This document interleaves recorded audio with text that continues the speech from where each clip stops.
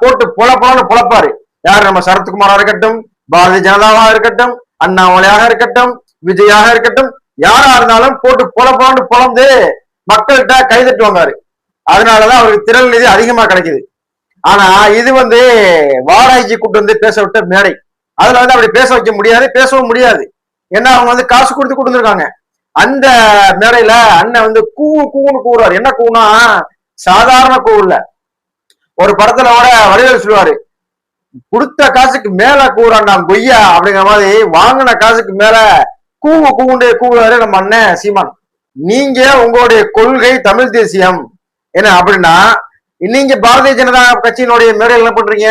இந்த supreme star அப்படின்னு சொல்றீங்கல்ல, அவரு அந்த கட்சியை கொண்டு பாஜக அடமானம் வைக்கல, வித்து. ஏன்னா அந்த கட்சி மூழ்கிருச்சு. ஏன்னா இந்த மேடை பாரதிய ஜனதா கட்சி உருவாக்கின மேடை. உங்களுக்கும் பாரதிய ஜனதாவுக்கும் ஆகாது. ஏன்னா நீங்களே பல மேடையில கழிவுக்களை ஊத்திக்கிறீங்க.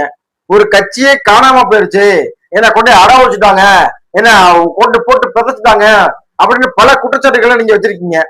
நீங்க எல்லாமே பேசிட்டு வாயில வர சுட்டுட்டு மக்களை முட்டாளாக்கிட்டு இப்ப நீங்க அந்த மேடையில என்ன ப்ரூவ் பண்றீங்க? அதுவும் கொடுத்த காசுக்கு மேல கூவுறீங்க. கூவுனா இந்த மாதிரிலாம் கூவக்கூடாது. அந்த அளவுக்கு புகழ்ந்து தள்ளிருக்காரு நம்மளுடைய அண்ணன். சாரி, அண்ணன் சொல்லக்கூடாது, அவர் எப்பயுமே அவருக்கே கிட்டத்தட்ட ஒரு 55 வயசா இருச்சு. 55 வயசுல இப்படி ஒரு அண்ணன் நம்மளுக்கு தேவையா? தாத்தான்னு சொல்லலாம், சித்தப்பான்னு சொல்லலாம், பெரியப்பான்னு சொல்லலாம். அண்ணன் என்னன்னு சொல்லி அண்ணனுக்குள்ள மகிமையே போச்சு. யாரெல்லாம் அண்ணன் சொல்லணும், யாரெல்லாம் தாத்தான்னு சொல்லணும், யாரெல்லாம் பெரியப்பா சித்தப்பா சொல்லணும்னு அந்த வரையறை இல்லாம 55 வயசான ஒரு அங்கிள் ஸ்டேஜ் எல்லாம் தாண்டிட்டாரு. அவர் நம்ம இன்னும் அண்ணன் சொல்லிட்டு இருக்கோம். நம்ம அங்கிள் என்ன சொல்றாரு அப்படின்னா, கேளுங்க நீங்களே. தமிழ்நாட்டில் இருக்கிற ஒரு நிலைப்பாடு, ஒரு கட்சியை சார்ந்து ஒருவர் இருந்தால் அவர் உறவினராக இருந்தாலும் அவரோடு பேசக்கூடாது, இப்படி ஒரு மனப்போக்கு. அதாவது அண்ணன் என்ன சொல்றாருன்னா, ஒரு கட்சியை சார்ந்து, அதாவது இந்த மேடையில பேசுறதுக்கு கழிவுகளை ஊத்துவாங்க அப்படின்னு முன்னாடி சொல்லிக்கிட்டாப்ல. என்ன சொல்றா அப்படின்னா, ஒரு கட்சியை சார்ந்து ஒருவர் இருந்தா அவர் உறவினராக இருந்தாலும் பேசக்கூடாது. அண்ணன் கட்சியை சார்ந்து ஒருத்தர் இருக்காரு, பாரதிய ஜனதா கட்சியில இருக்கக்கூடிய நயினார் நாகேந்திரன் இருக்காரு. அவர் ஒண்ணு எதிரி கிடையாது. அவர் ஏற்றுக்கிற கட்சி பாரதிய ஜனதா.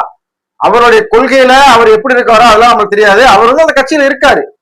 ஆனா அவரை இப்ப கழுவி ஊத்திட்டு, ஏன்னா அது எப்படி வெக்கமே இல்லாம போய் அவர்கிட்ட பேச முடியும்? எப்படி? புரியல. ஒரு கட்சியை சார்ந்து ஒருத்தர் இருக்காங்க அப்படின்னா கட்சி சார்ந்து நம்ம பேசலாம். ஆனா தனிநபர் தாக்குதலாம் நீங்க நடத்துவீங்க. அதாவது AK-47 PK-47 வச்சு தாக்குதல்னா சாதாரண தாக்குதல் நடத்த மாட்டீங்க. தமிழக மக்களுக்கு எல்லாருக்கும்